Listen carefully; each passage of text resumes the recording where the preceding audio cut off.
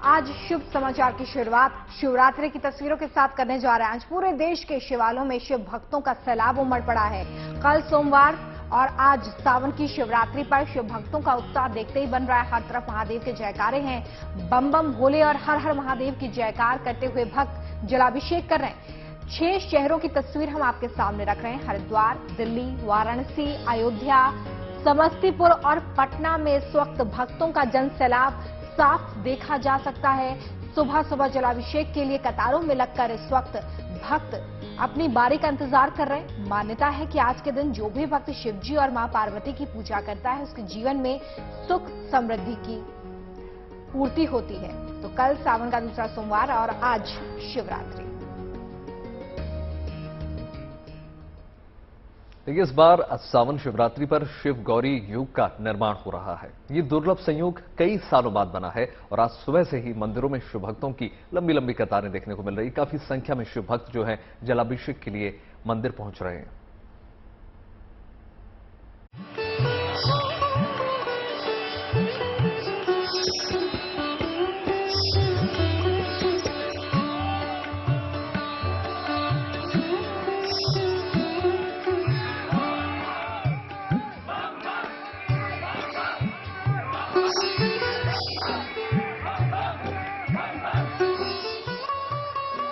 सावन के दूसरे सोमवार के बाद आज मंगलवार को भी शिव मंदिरों में भक्तों का सैलाब उमड़ पड़ा है।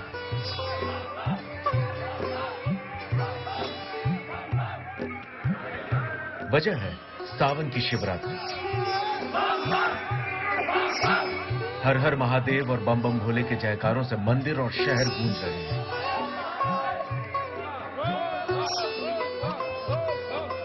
शिवालयों में भगवान भोलेनाथ का जलाभिषेक किया जा रहा है। लंबी लंबी कतारों में भक्त अपनी बारी का इंतजार कर रहे हैं। मंदिरों में विशेष पूजा अर्चना की जा रही है।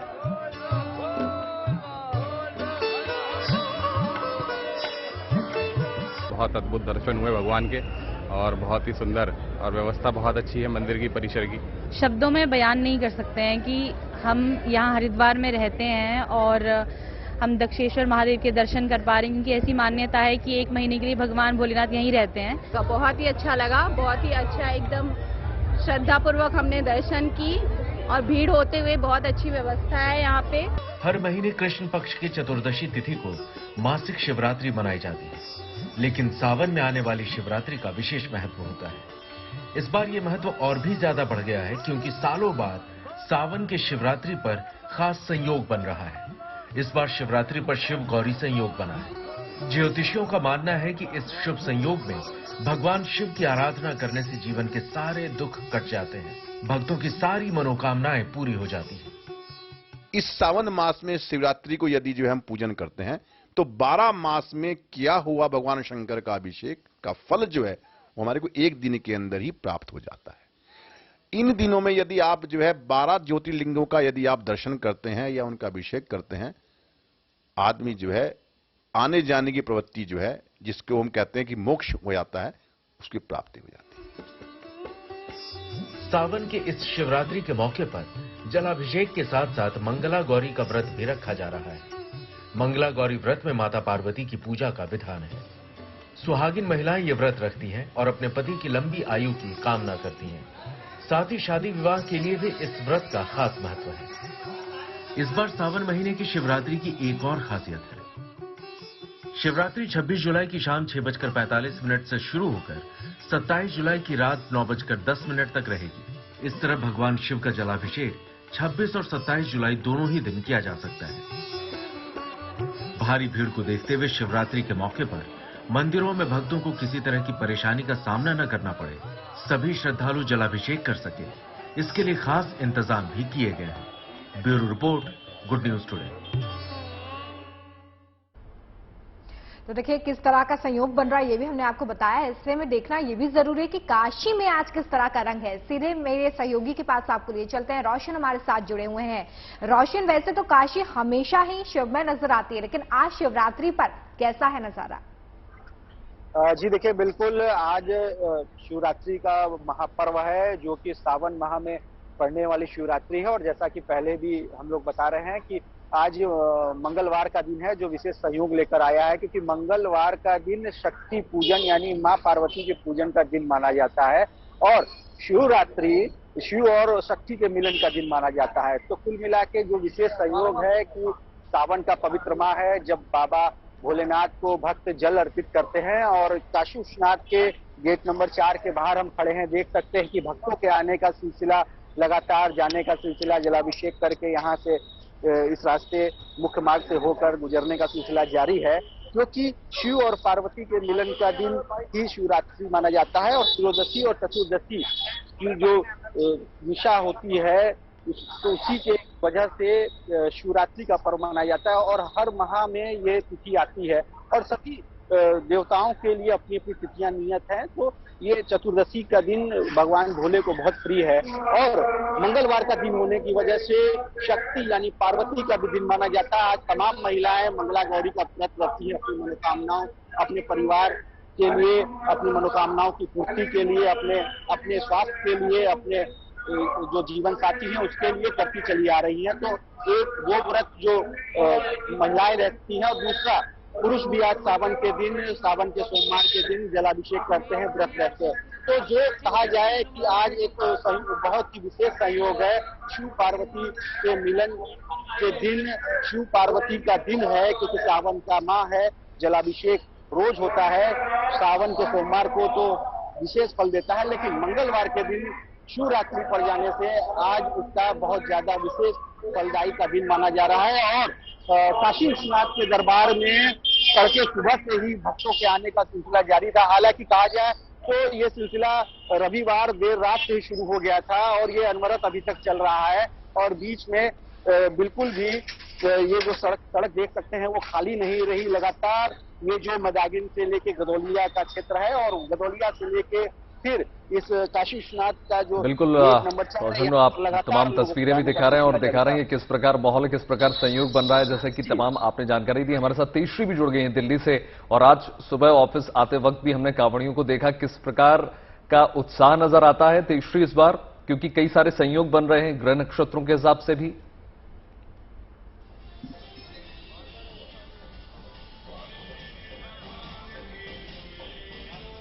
तेजश्री सुन पा रही हैं आप?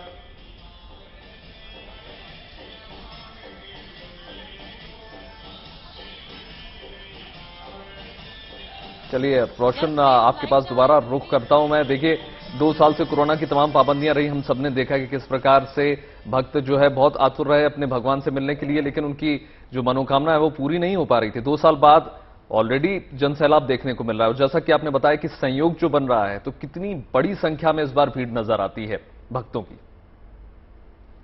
जैसा मैं बता रहा था कि रविवार देर रात्रि लेट नाइट से भीड़ का श्रद्धालुओं के आने का सिलसिला, बाबा के दरबार में जलाभिषेक, फूल माला पत्र चढ़ाने का सिलसिला जो शुरू हुआ है वो अभी तक अनवरत जारी है। और ये वजह सिर्फ सावन के सोमवार की ही नहीं थी, बल्कि जो यात्री जो यहाँ पे दर्शनार्थी आए हैं उन्होंने कल भी दर्शन किया। कई ऐसे भी दर्शनार्थी श्रद्धालु मिले हैं जो आज फिर दर्शन किए हैं, क्योंकि आज शक्ति के स्वरूप मां पार्वती का विशेष दिन माना जाता है और मंगला गौरी माता की पूजा होती है जो मां पार्वती का ही रूप है। और आज शिव जो भोले बाबा है उनको जल बहुत ही प्रिय है, तो उसको देखते हुए आज के दिन जिस तरह से शिवरात्रि का दिन संयोगवश मंगलवार को पड़ा है, उसको लेकर खास विशेष तैयारी है, खास तौर से मंदिर प्रशासन की ओर से भी। और हम देख सकते हैं कि हमारे तरफ चारों ओर भक्त भी आके खड़े हो गए हैं और ये लगातार भक्तों के आने का सिलसिला रविवार की देर रात्रि से शुरू हुआ है और अभी भी ये सिलसिला जारी है। बहुत आपको बता दें, शुक्रिया रोशन, आप तमाम जानकारी दे रहे थे और बता रहे थे कि मंगलवार पर कितना और शुभ हो जाता है ये, और रविवार से जो भक्तों के आने का जो सिलसिला है वो बदस्तूर जारी है। बहुत शुक्रिया आपका। देखिए सावन का महीना चल रहा है और आज मौका बहुत खास है, आज सावन की शिवरात्रि है। तो चलिए जान लेते हैं कि शिव, कांवड़ और शिवरात्रि की महिमा आखिर क्या है। श्रावण मास में कावड़ों का बड़ा महत्व है। कावड़ इतनी महत्व क्यों है?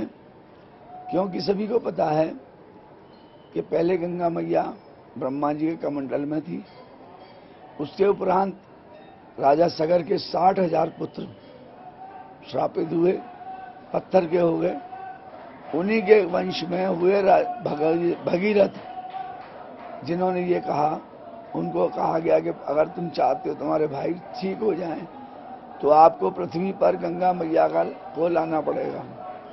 हजारों वर्ष की तपस्या के उपरांत ब्रह्मा जी प्रसन्न हुए। उन्होंने कहा क्या चाहते हो बच्चे? बोला जी मैं सागर का पुत्र हूँ और 60,000 मेरे भाई जो हैं पत्थर बने हुए हैं, यदि आप कृपा बरसाओ तो वो सब उनकी मुक्ति हो सकती है। ब्रह्मा जी बोले मैं गंगा मैया छोड़ने में मुझे तकलीफ नहीं है, मैं अपने कमंडल से दे दूंगा, लेकिन पृथ्वी बाहर सह नहीं सकेगी गंगा का और पाताल में चली जाएगी। इसलिए ऐसा करो, इसकी व्यवस्था करो कि कौन इस गंगा के वेग को संभाल सकता है। बोला आप बताओ। तो उन्होंने बताया भगवान शंकर। भागीरथ ने भगवान शंकर की 2000 साल तपस्या करी। उसके उपरांत बाबा की समाधि जगी। बाबा बोले बोलो क्या चाहते हो? बोले बाबा सागर का पुत्र हूं, ऐसे ऐसे बात है। तो ठीक है, तो लिया, मैं संभाल लूंगा। जैसे गंगा स्वर्ग से चली, बाबा ने जटाएं खोली और उसमें खो गए। इस बार कावड़ यात्रा में कई रंग देखने के लिए मिल रहे हैं। सावन चल रहा है और 15 अगस्त भी बेहद करीब है। देश आजादी का अमृत महोत्सव मना रहा है और ऐसे में उत्तर प्रदेश के अलग अलग जिलों में पुलिस के जवान से लेकर अधिकारी तक कावड़ियों को एक तरफ तिरंगा भेंट कर रहे हैं, तो वहीं दूसरी तरफ पुलिस भक्तों की जमकर सेवा भी कर रही है। फूल बरसाए जा रहे हैं कावड़ियों के स्वागत में। देखिए तस्वीरें।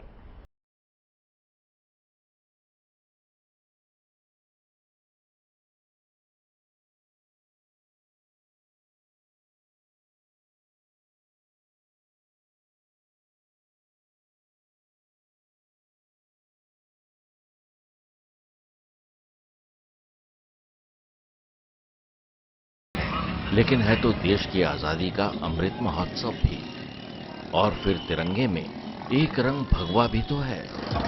लिहाजा इसी आइडिया पर अब पुलिस ने कांवड़ यात्रा को तिरंगे से जोड़ दिया है। हर घर तिरंगा अभियान को सफल बनाने की मुहिम चलाई जा रही है और इसी मुहिम को आगे बढ़ा रही है एक खास अंदाज में सहारनपुर पुलिस। सहारनपुर पुलिस की तरफ से हर आने जाने वाले कांवड़ियों को तिरंगा बांटा जा रहा है। सड़क पर खड़े होकर सहारनपुर पुलिस के जवान इस काम को अंजाम दे रहे हैं। ये तो हुई बात कांवड़ियों को तिरंगा देने की। अब ये तस्वीर देखिए। इससे पहले आपने शायद ही सेवा भाव की ऐसी तस्वीरें देखी होंगी। सहारनपुर पुलिस के अधिकारी उन कांवड़ियों की पट्टी करते नजर आए जो यात्रा के दौरान घायल हो गए थे। सुरक्षा के संकल्प के साथ सहारनपुर पुलिस की सेवा भाव से शिव भक्त भी काफी खुश हैं।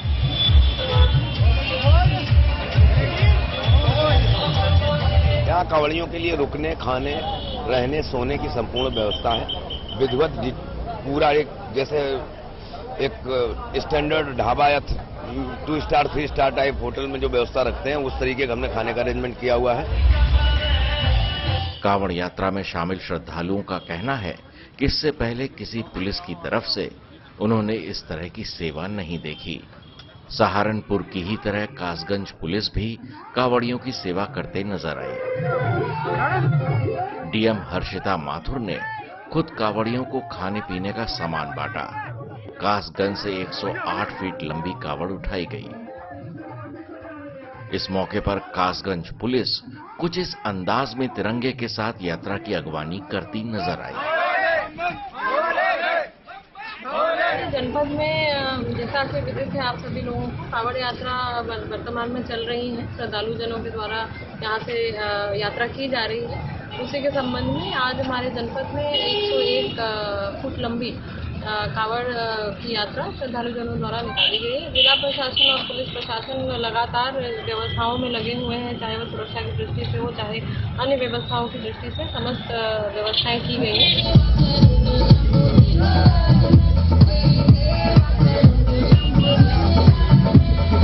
हापुड़ पुलिस ने भी कांवड़ियों को तिरंगा भेंट किया। सड़क जहां एक तरफ कांवड़ियों से पटी पड़ी थी, वहीं दूसरी तरफ हर जगह बस तिरंगा ही तिरंगा नजर आ रहा था। बम बम भोले के साथ भारत माता की जय के नारे भी लगाए जा रहे थे। हापुड़ पुलिस की शानदार पहल पर शिव भक्त भी काफी खुश नजर आए। वहीं गाजियाबाद में पुलिस की तरफ से कांवड़ियों का स्वागत कुछ इस अंदाज में किया गया। फूल बरसाकर शिव भक्तों की अगवानी करी गई। शहर भले ही बदल जाए, लेकिन ना तो पुलिस और ना ही प्रशासन का अंदाज बदल रहा है। सुखद से सुखदायक बनाने में शासन और प्रशासन कसर नहीं छोड़ रहे। कांवड़ियों के लिए ये भी किसी कृपा से कम नहीं। सहारनपुर से अनिल कुमार भारद्वाज, कासगंज से अमरेंद्र सिंह के साथ गाजियाबाद से Mayank Gaur, good news today.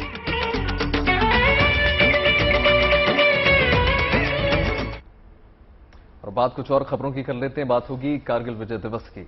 आज से ठीक 23 साल पहले कारगिल की पहाड़ियों पर भारत के शूरवीरों ने विजय गाथा लिखी थी। भारत के जवानों ने पाकिस्तानी सैनिकों के नापाक मंसूबों को धूल चटाई थी और कारगिल की चोटियों पर तिरंगा लहरा दिया था। हर भारतीय को गर्व से भर देने वाली वो तारीख थी 26 जुलाई, जिसे आज कारगिल विजय दिवस के रूप में मनाया जा रहा है। दरअसल साल 1999 में पाकिस्तानी सैनिकों ने कारगिल की ऊंची पहाड़ियों पर घुसपैठ करके अपने ठिकाने बना लिए थे। जब भारतीय जवानों को पता चला तो उन्होंने पाकिस्तानी सेना के जवानों को खदेड़ दिया और कारगिल की चोटियों पर तिरंगा फहरा दिया। कारगिल विजय दिवस देश भर में उन भारतीय नायकों को याद करने के लिए मनाया जा रहा है जिन्होंने देश के लिए अपने प्राणों की आहुति दे दी। आज देश उसी जीत के जश्न और शहीदों को याद कर रहा है। दिल्ली से लेकर द्रास और जम्मू में तमाम कार्यक्रमों का इसके तहत आयोजन हो रहा है। 6 तस्वीरें आपके टेलीविजन स्क्रीन पर हैं। दिल्ली, द्रास और जम्मू में देश के वीर शहीदों को नमन किया जा रहा है।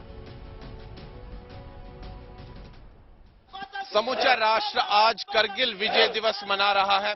करगिल युद्ध में शहीद हुए सैनिकों को आज श्रद्धांजलि दी जा रही है, उनको याद किया जा रहा है। इस समय हम मौजूद हैं जम्मू के बलिदान स्तंभ पर और यहाँ पर भी भारतीय सेना के जो शूरवीर है वो करगिल युद्ध में शहीद हुए सैनिकों को याद कर रहे हैं, उनको श्रद्धांजलि दे रहे हैं। भारत माता की जो है जय का जय घोष कर रहे हैं। यहाँ पर ये जो आप सैनिक देख रहे हैं Jammu and Kashmir light infantry के जवान हैं और करगिल युद्ध में Jammu and Kashmir light infantry का बहुत बड़ा योगदान रहा था। Jammu and Kashmir light infantry के जवानों ने ही उस युद्ध में जो है एक बहुत बड़ी भूमिका अदा की थी।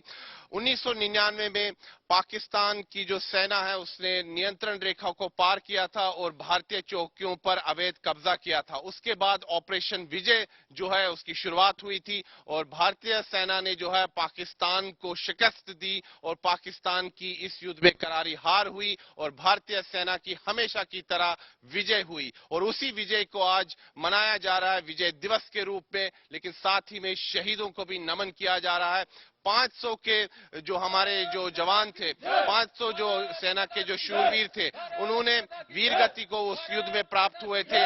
आज उन्हीं शहीदों को नमन किया जा रहा है, उन्हें याद किया जा रहा है, उनको जो है पुष्पांजलि उन पर अर्पित की जा रही है। यहाँ जम्मू के बलिदान स्तंभ पर भी हम अगर देखें तो सेना के आला अधिकारी आए और उन्होंने यहाँ पर शहीदों को श्रद्धांजलि दी। तो समूचा राष्ट्र आज शहीदों को याद कर रहा है, उन्हें नमन कर रहा है और साथ ही में करगिल में जो हमारे सैनिकों ने शौर्य दिखाया था उसको आज उस जश्न भी मना रहा है उसका, लेकिन शहीदों को भी याद किया जा रहा है। बलिदान स्तंभ जो यहाँ पर जम्मू में है ये शहीदों का एक स्मारक है और यहाँ पर हर युद्ध में जो भारतीय सेना के जो सैनिक है जो वीरगति को प्राप्त हुए उनके नाम यहाँ पर हर जगह लिखे हुए हैं। चाहे करगिल युद्ध हो, 1971 का युद्ध हो, 1965 का युद्ध हो, 62 का युद्ध हो, 1947-48 का युद्ध हो, तो इन सभी युद्धों में जो हमारे शूरवीर जिन्होंने दुश्मन के साथ लोहा लिया और जो वीरगति को प्राप्त हुए उनको यहाँ पर उनके लिए ये स्मारक बनाया गया है और यहाँ पर आज करगिल विजय दिवस को मनाया जा रहा है और Jammu and Kashmir light infantry के जवान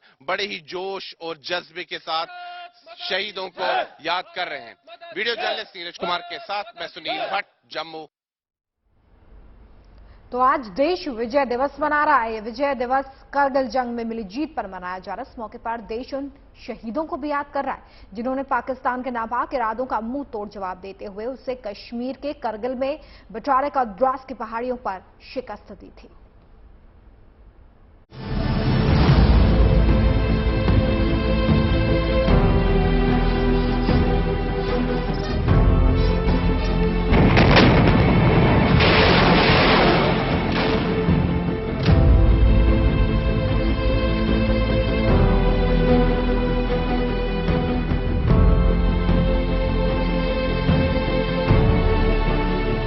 23 साल पहले करगिल युद्ध इन्हीं पहाड़ों पर लड़ा गया था।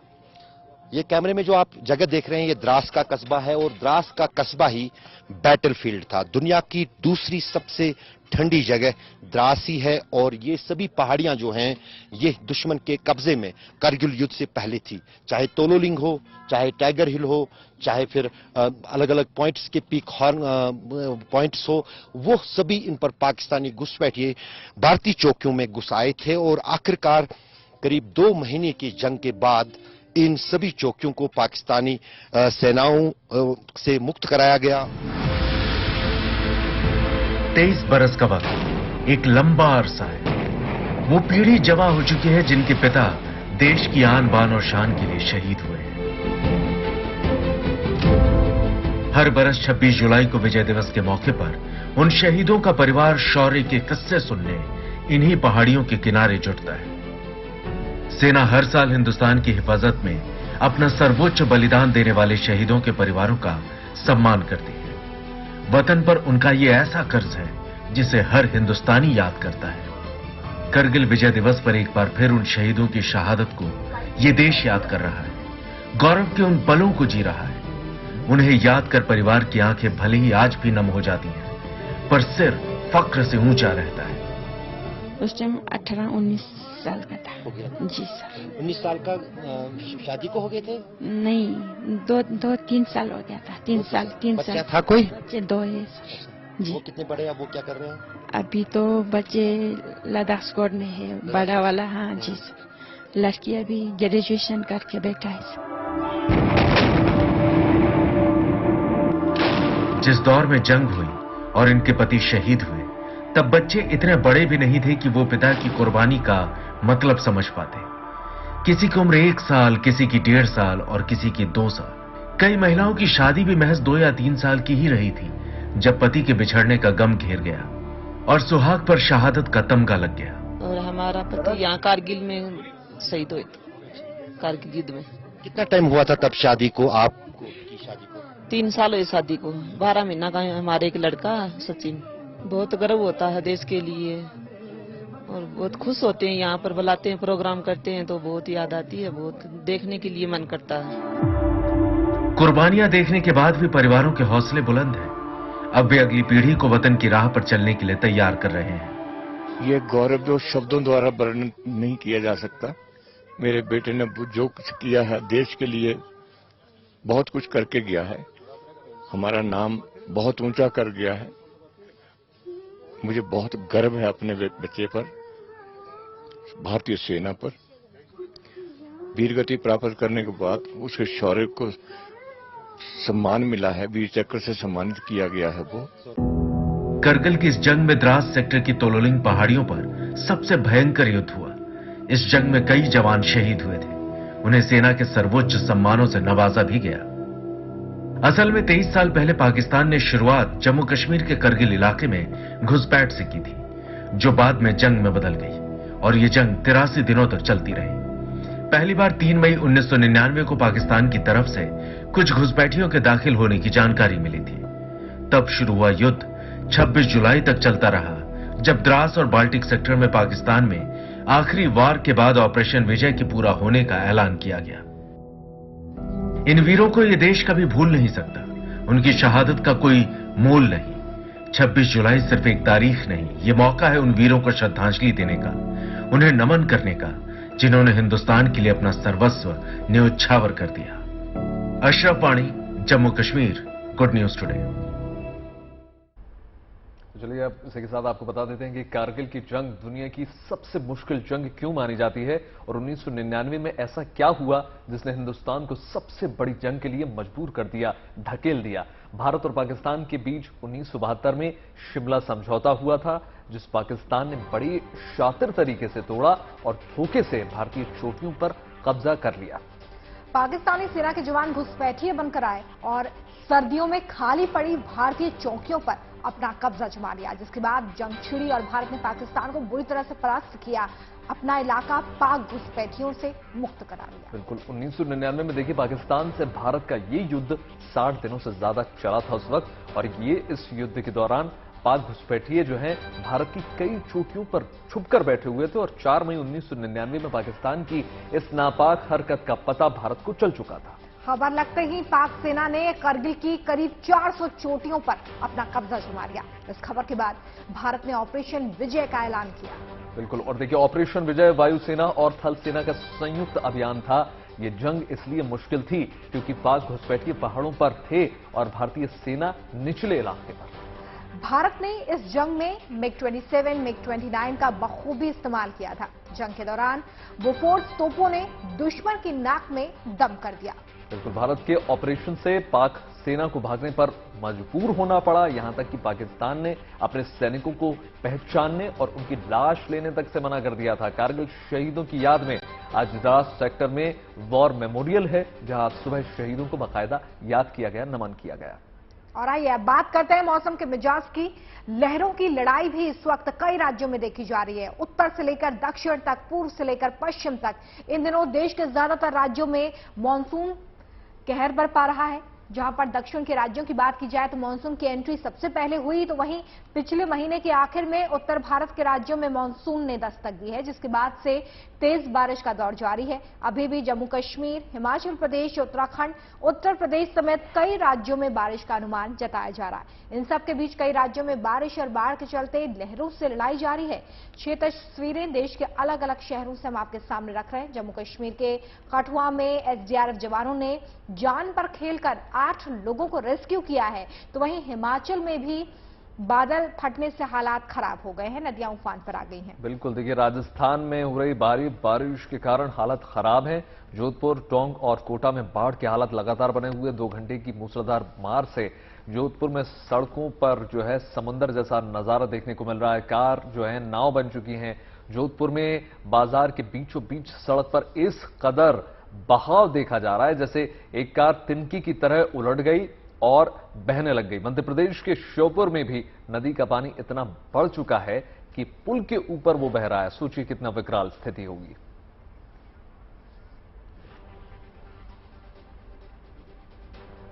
तो मौसम का मिजाज देखिए, एक तरफ कितनी ज्यादा बाढ़ आ रही है प्रचंड रूप से, वहीं यूरोपीय देशों की अगर हम बात करें तो वहां प्रचंड गर्मी पड़ रही है।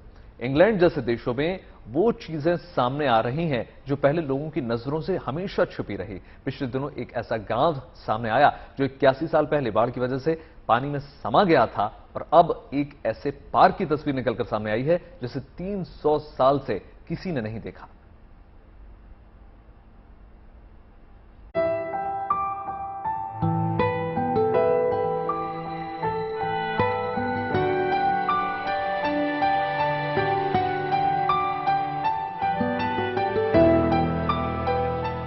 यूरोप और अमेरिका में ऐसी तस्वीरें इन दिनों काफी आम हो गई है।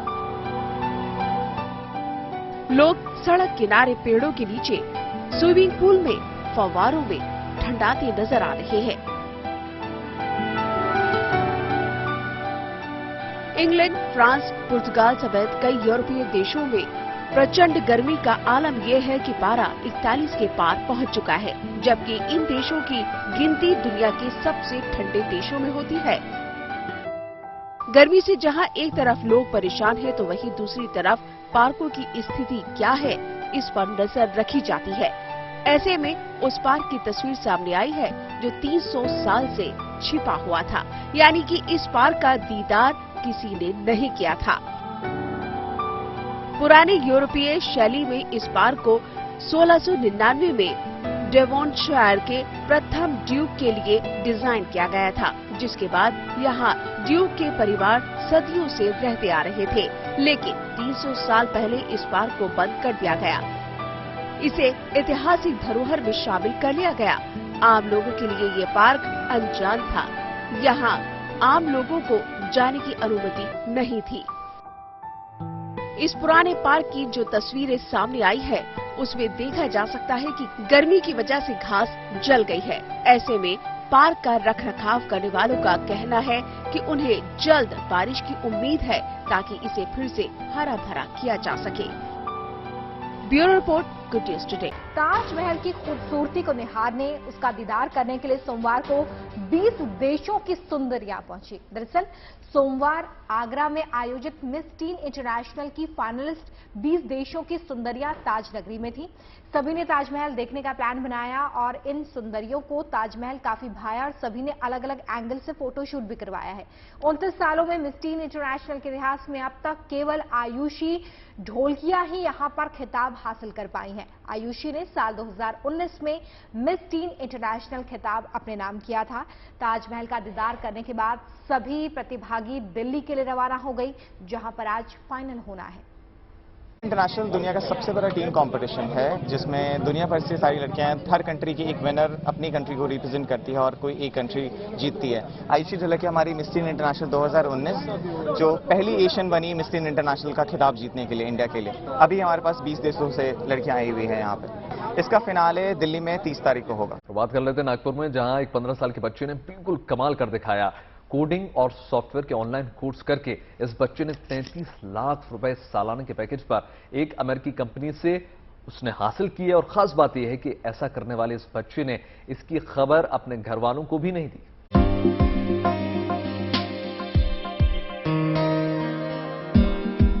चंद रोज पहले लैपटॉप देखते हुए 15 साल के वेदांत को डांट पड़ती रही। मम्मी पापा को लगता था कि बेटा बेवजह वक्त जाया कर रहा है, लेकिन अब कहानी पूरी बदल चुकी है। माँ बाप को बेटे का लैपटॉप पर वक्त गुजारना अखरता नहीं। ये ट्विस्ट आया है एक पैकेज की वजह से, जो वेदांत को ऑफर हुआ है। पैकेज भी ऐसा ही कि एक झटके में वेदांत लखपति बन गया।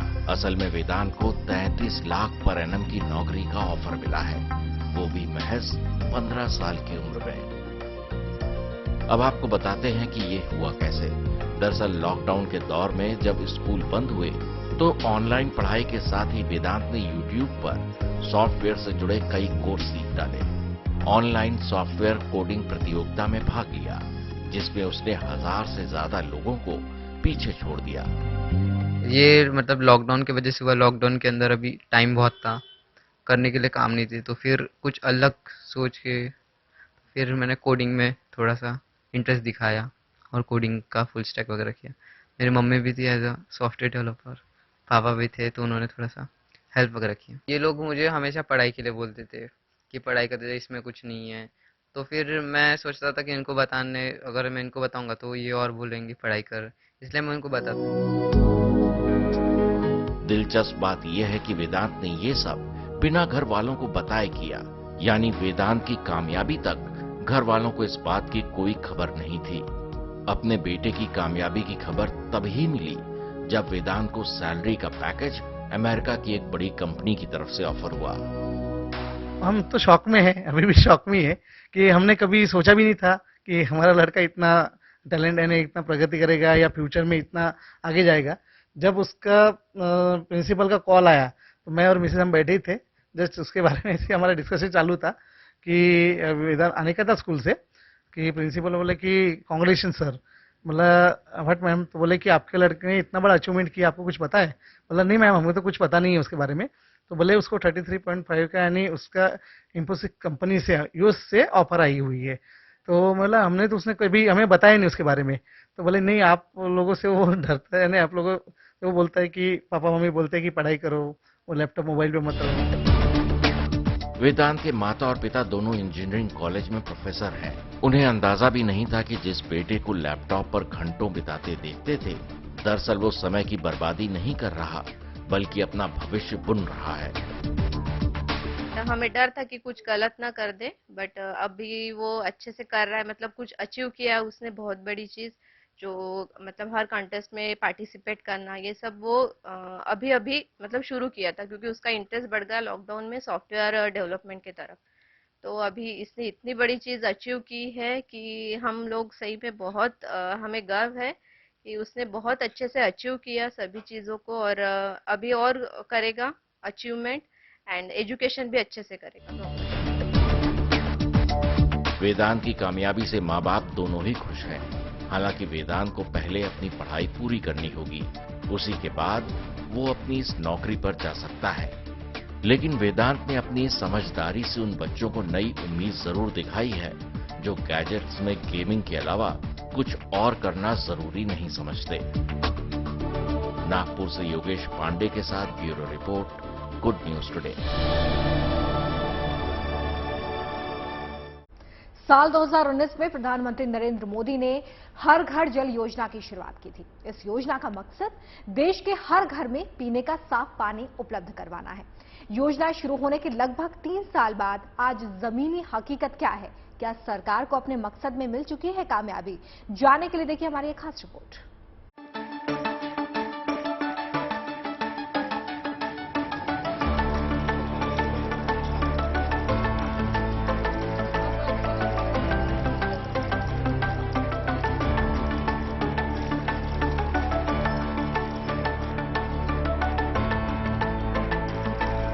नल से बहती धार और मुस्कुराते चेहरे, घर घर पानी पहुंचने की खुशी क्या होती है, कोई इनसे पूछे। मध्य प्रदेश के बुरहानपुर के जमुनिया गांव में अब बाल्टी की कतारें नहीं दिखती, न ही हैंडपंप या कुएं के इर्द गिर्द मजमा लगता है, क्योंकि अब घरों के भीतर ही नलों से पानी पहुंच रहा है। आज इस गांव के हर घर में नल है, जिससे लोगों को पीने का साफ पानी मिल रहा है।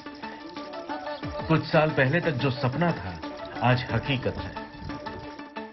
बुरहानपुर देश का पहला ऐसा जिला बन गया जहां ग्रामीण क्षेत्र में हर घर में नल के जरिए पानी पहुंच रहा है, जिससे गांव के लोग बेहद खुश हैं। बुरहानपुर शहर से करीब 40 किलोमीटर दूर हम जमुनिया गांव में पहुंचे हैं। यहां पे अगर आप देखें तो इस गांव में ये जो नल से पाइपलाइन जुड़ी हुई है, इससे पानी आ रहा है। यानी जो दावा सरकार ने किया है कि घरों में नल के जरिए जल पहुंच रहा है, उस दावे पर यहां मोहर लगती दिख रही है।